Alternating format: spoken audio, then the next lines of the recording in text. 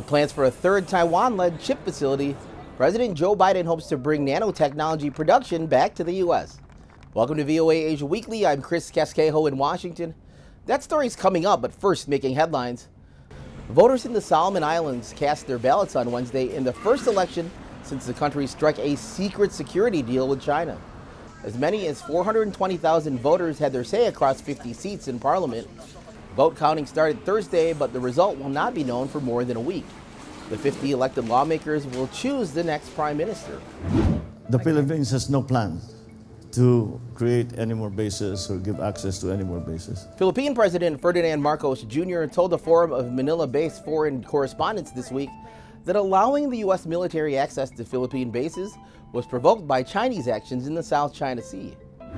Indonesian authorities closed an airport and residents left homes near an erupting volcano Thursday due to the dangers of spreading ash, falling rocks, hot volcanic clouds, and the possibility of a tsunami.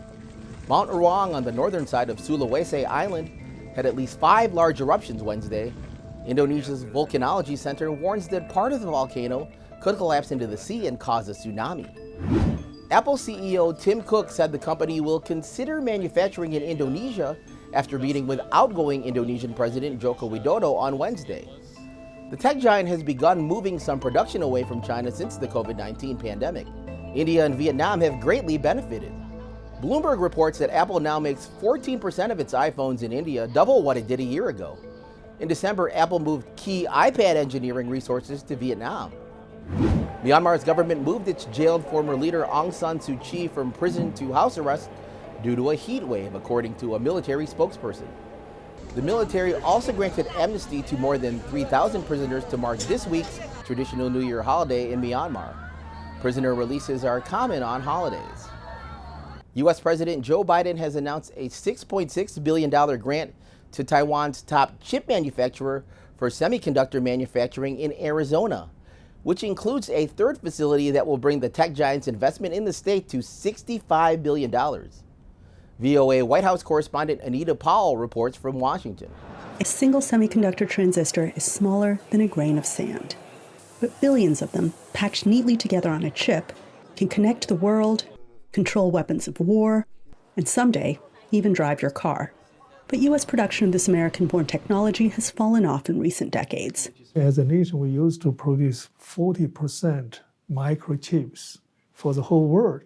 Now we are producing less than 10%. Biden administration announced $6.6 billion in funding for the world's top chip maker to build a third facility in the state of Arizona. Taiwan Semiconductor Manufacturing Company says it will put the U.S. on track to produce 20% of the world's leading-edge semiconductors by the end of the decade. The funding comes from the bipartisan 2022 CHIPS and Science Act, which President Joe Biden highlighted that year in a visit to TSMC's first Arizona facility. American manufacturing is back, folks. American manufacturing is back.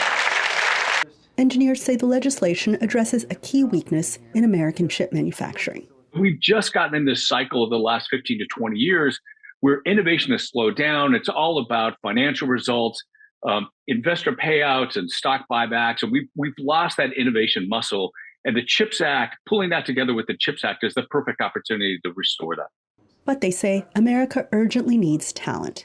The White House says this new investment could create 25,000 construction and manufacturing jobs. Are there enough workers to feed this need? Our engineering college is the largest in the country with over 33,000 enrolled students. And still, we're hearing from companies across the semiconductor industry that they're not able to get the talent that they need in time. TSMC in 2022 broke ground on a facility that makes some of the world's most advanced chips. With each jump, chip production can get more and more complex and expensive.